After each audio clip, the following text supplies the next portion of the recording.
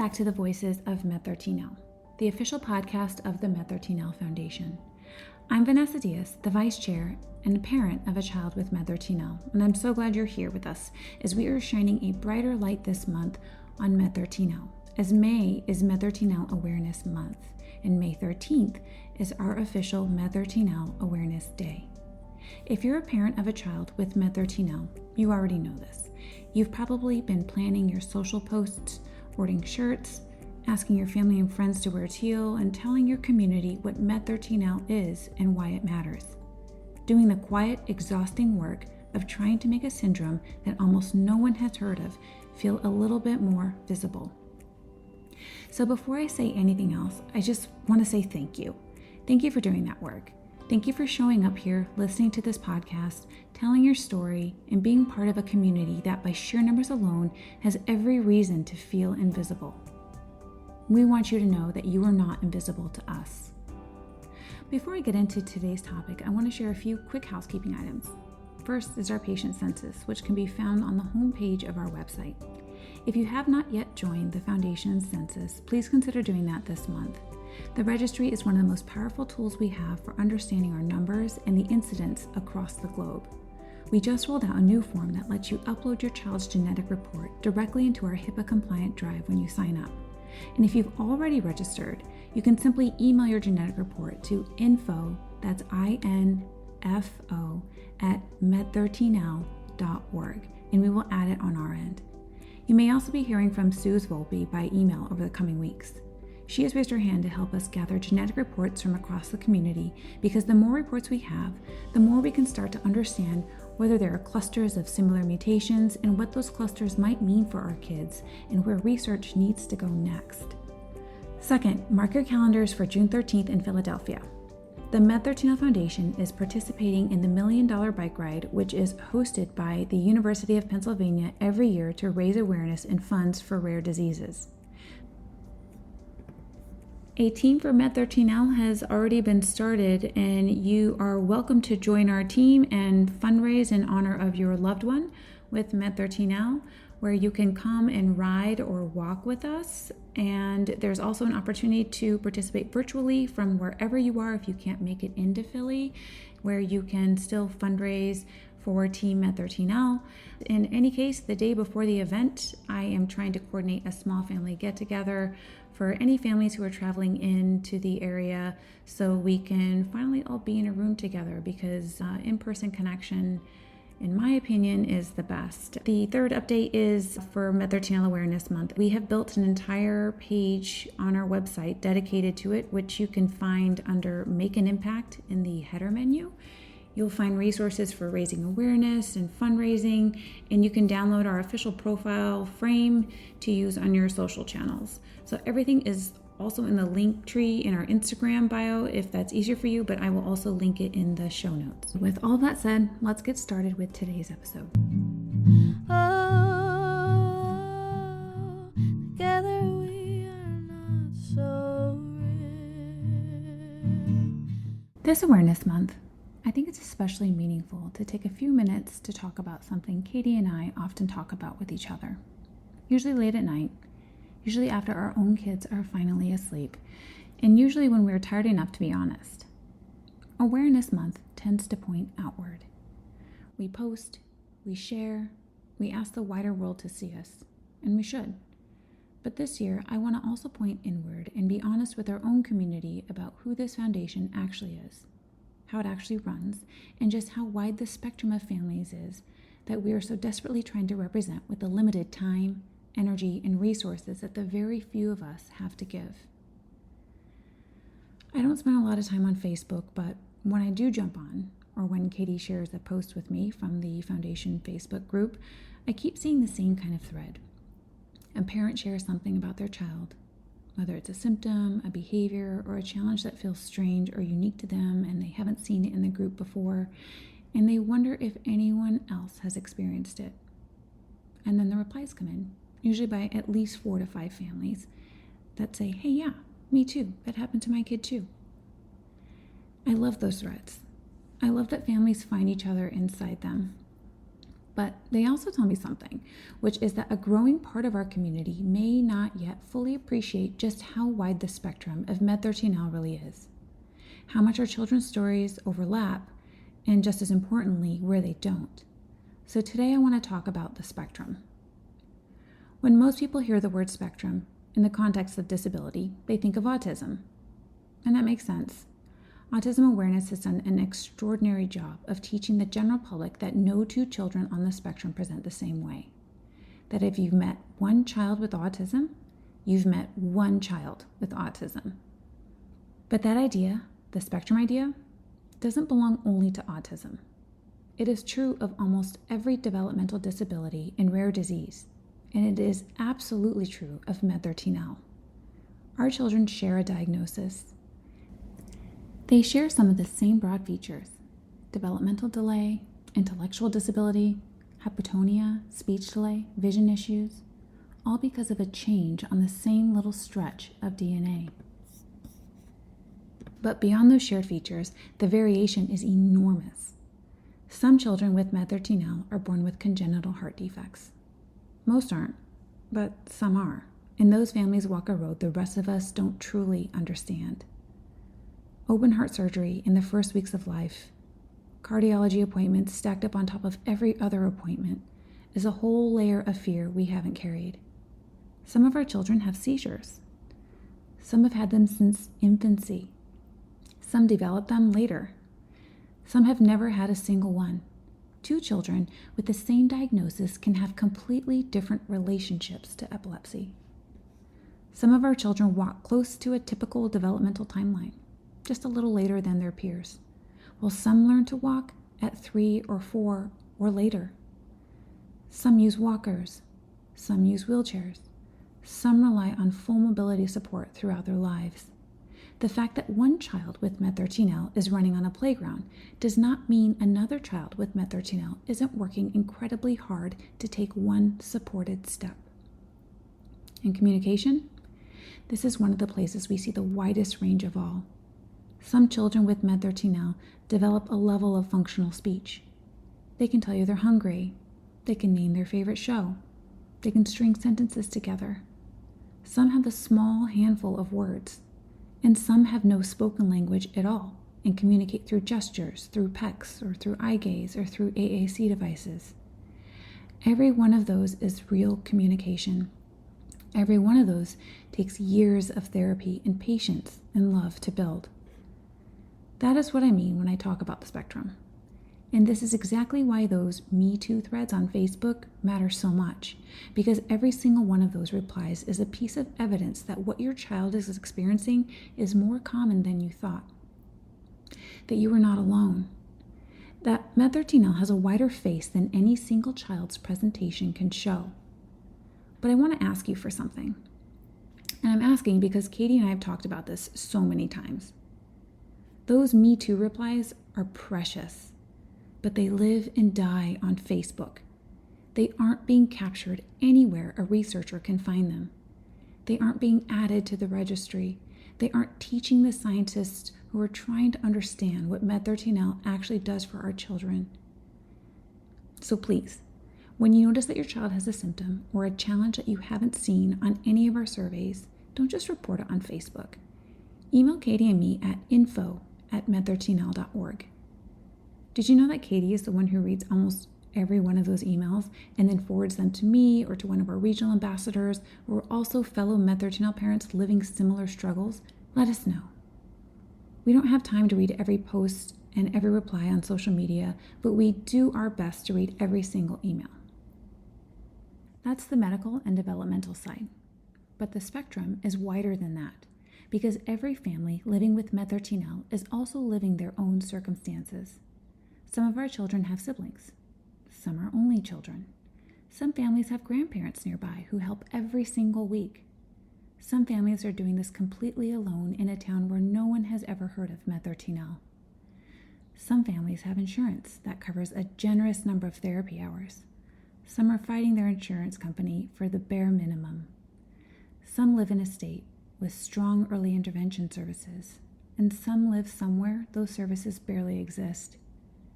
So when you hear another MED13L family story, and your first thought is, our experience looks nothing like that, I want you to know that you are not failing as a parent. That family is not doing it better than you. They are doing it differently than you because their child is different, their resources are different, and their starting point is different. Two MED13L families can sit in the same conference room, hear the same diagnosis described, and be living almost completely different lives. I want to be honest about something else. If you've been listening to this podcast since the beginning, you may have noticed that the families we've featured so far skew toward a certain kind of story. Many of the children we've highlighted are walking, many are talking, even if not in full sentences, but many are in school. Many are, by the measures we all usually use, doing relatively well. It's not because those are the only stories that exist in our community. They aren't. It's not even close. It is because those are the families who have come forward. Those are the families with the bandwidth this season to sit down for an interview, who felt ready to share publicly, who weren't in the middle of a hospital stay or a medication change or a new diagnosis layered on top of MED13L. If you are a parent whose child is more medically complex, if your child has seizures that don't respond to the usual medications, if your child is non-ambulatory, if your child has feeding tubes or trachs or surgical histories that feel like another full-time job, your story is missing from the podcast, and it shouldn't be. If you're a parent of an older child with MED13L, say a teenager or a young adult, someone who has lived through the school years and the puberty years and the transition years that the rest of us haven't reached yet, your story is missing from the podcast, and perhaps even from the surveys, and it shouldn't be. We need you, not because your story is more important than anyone else's, but because the spectrum is incomplete without it. Newer families are looking for hope, yes, but they are also looking for the truth. They are looking for someone who has been where they are going. If you have ever thought that the foundation doesn't really represent families like mine, I want to gently say back, that is because we haven't heard from families like yours yet. We can't reflect on what isn't shared with us. Please, if any of this is sitting with you right now, reach out. Tell us your story, and we'll hold it carefully. We have heard the feedback. We've heard the foundation could do more, that the website could have more resources, that there should be more programming, more connection, more responsiveness, more languages. Every one of us reads that feedback and feels it because we all want all of those things too. I want to address the misconception out loud. When most people hear the word foundation, they picture an organization. They picture an office. They picture a staff. They picture a board of professional nonprofit people somewhere in a conference room making decisions about a community they don't really belong to. That is not what the MED13L Foundation is. The MED13L Foundation is just a handful of parents, mostly mothers. We're volunteers. We all have full-time jobs or commitments elsewhere, raising multiple children. One of those children is a child with MED13L, with the same packed therapy and doctor schedule you have. Also living with the same heartbreaks, the same small daily victories, and the same nights of laying awake worrying about the future. Every board member, with the exception of one, is a parent of a child with MED13L. The one board member who isn't a parent is here because she is my friend, and she wants to help my daughter, Elle, and kids like her. There's no team of staffers. The website you visit, the resources you download, the newsletters that arrive in your inbox, the awareness campaigns you see, the research outreach, the fundraising, the patient registry conversations, the advocacy work, almost all of that on any given week is being carried out by a very small number of people. Sometimes the whole weight of the building and updating this organization falls on just a few pair of hands. People getting up early, staying up late, answering emails between therapy pickups. And I'll be honest with you, as I record this episode, I'm already thinking about when I'm going to edit it. The answer is later this evening, when my daughter is at aquatic therapy with her occupational therapist. That is when a lot of this work gets done. In the hour my child is in the pool, in the hour I'm sitting in the waiting room, after my other kids are asleep, and before they wake up. I'm telling you this not to ask for sympathy, I'm telling you this because I think our community deserves to know what is actually happening behind the scenes. There's something else I want to share with you, and I've thought about it a lot, whether to say it or not on the podcast, but I want to say it because I think honesty is the only way any of this gets better. I know my exhaustion balancing this work with my other job and my 3 kids is shared by Katie and the other volunteers. They have their own story, and I'll let them tell it in their own time and in their own words. I'll just speak to mine. There have been many nights, more than I can count, when I wanted to step away from this foundation.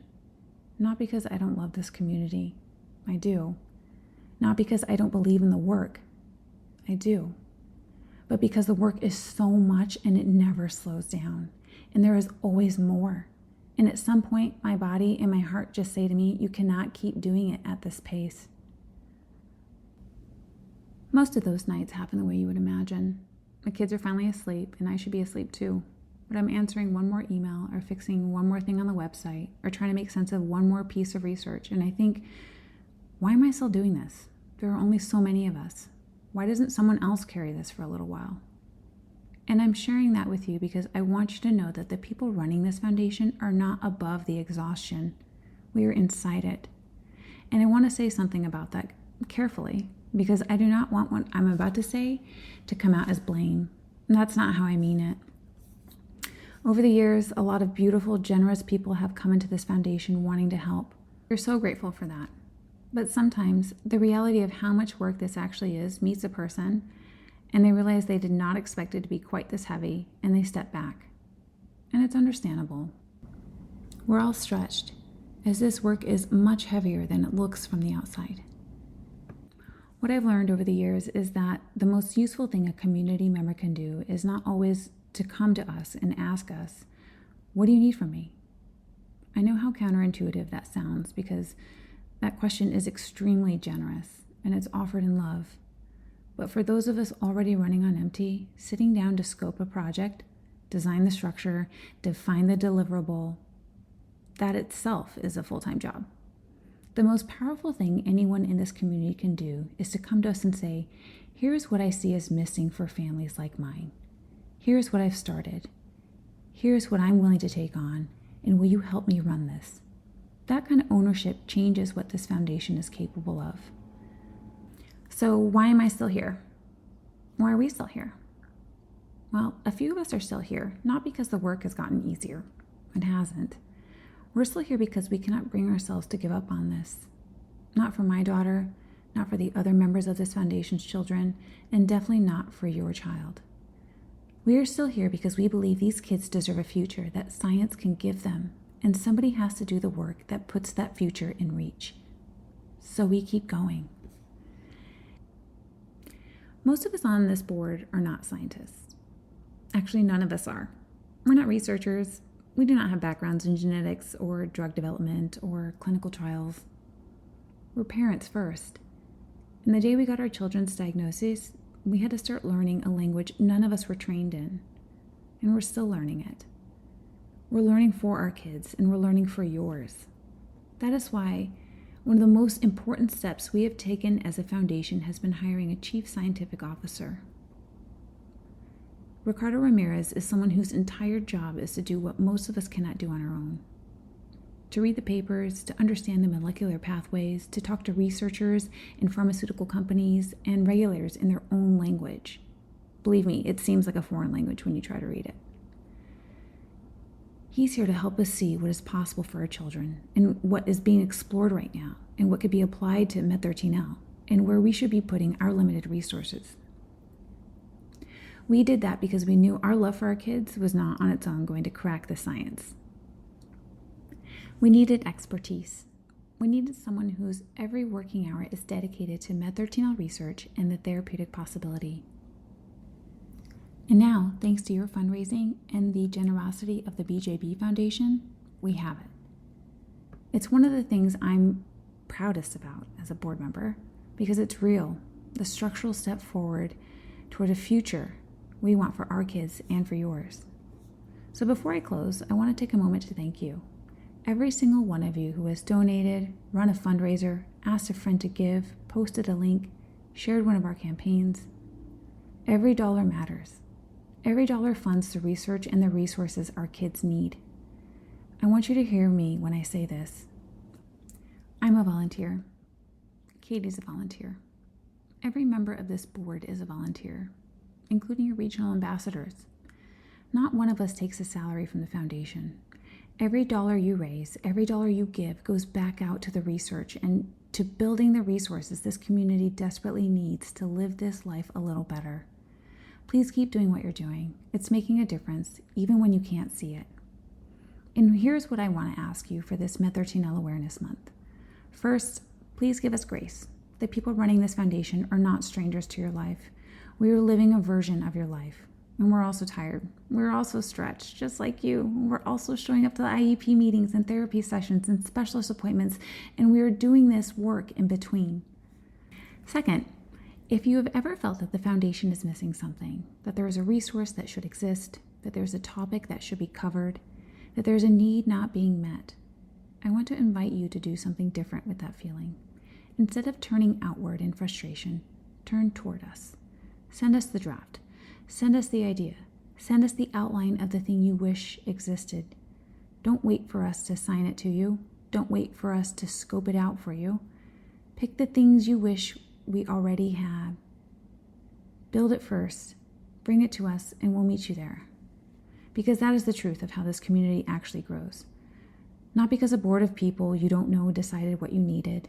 Because parents like you stepped in and said, this is what I would have wanted when we got our diagnosis. Let's make it. This May, this MED13L Awareness Month, and on the 13th, the MED13L Awareness Day, please post. Please wear teal or wear your MED13L shirts with zebras, and tell your neighbors and your child's teacher and your in-laws what MED13L is one more time. That outward awareness work matters. But I'm also asking us as a community to turn the spotlight inward, to recognize that the families running this foundation are not separate from you. They are you. To recognize that a small group of people cannot represent the full spectrum of MED13L on their own, and that we need the medically complex families, the older families, the rural families, the families whose journey looks nothing like the stories we've told so far, to come forward and tell us what your experience has been through the podcast and through our surveys. If every family pitched in, even a little bit, we would understand this syndrome faster. We would find therapeutics faster.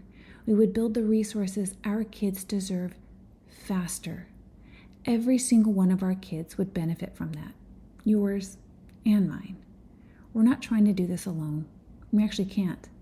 So please, this month, lean in. We need you. Thank you for listening, and happy MED13L Awareness Month. Any